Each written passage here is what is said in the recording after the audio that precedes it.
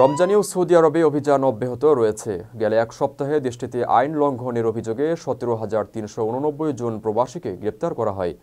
Saudi press agency বরাতি আরব নিউজের প্রতিবেদনে বলা হয়, বাসস্থান আইন লঙ্ঘনের জন্য 10,397 জনকে গ্রেপ্তার করা হয়েছে।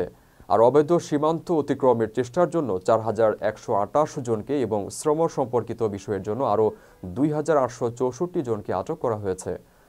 প্রতিবেদনে দেখা গেছে, অবৈধভাবে সৌদিতে প্রবেশের চেষ্টা করার জন্য গ্রেপ্তার হওয়া 1,483 জনের মধ্যে বেশিরভাগই ইথিওপিয়ান ও ইয়েমেনি নাগরিক।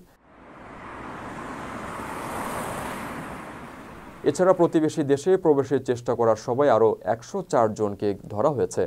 আইন লঙ্ঘনকারীদের পরিবহন এবং আশ্রয় দেওয়ার সাথে জড়িত থাকায় আটক করা হয়েছে আরও 15 জনকে।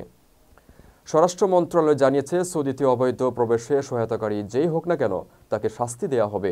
এমন অপরাধীর সর্বোচ্চ 15 বছরের কারাদণ্ড এবং 1 মিলিয়ন রিয়াল পর্যন্ত জরিমানা হতে পারে।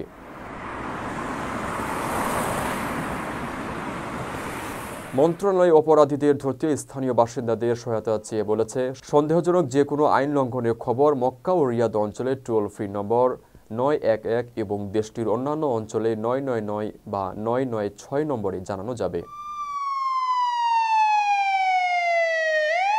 আপনার স্বপ্নগুলো আকাশ ছুবে প্রবাসীর হেলিকপ্টারের মাধ্যমে। বিয়ে, জন্মদিন অথবা যে কোনো বিশেষ প্রয়োজনে হেলিকপ্টার ভাড়া করতে যোগাযোগ করুন স্ক্রিনে দেয়া নাম্বারে। প্রবাসীর হেলিকপ্টার, নিরাপদ ও সাশ্রয়ী বাহনের বিশ্বস্ত নাম।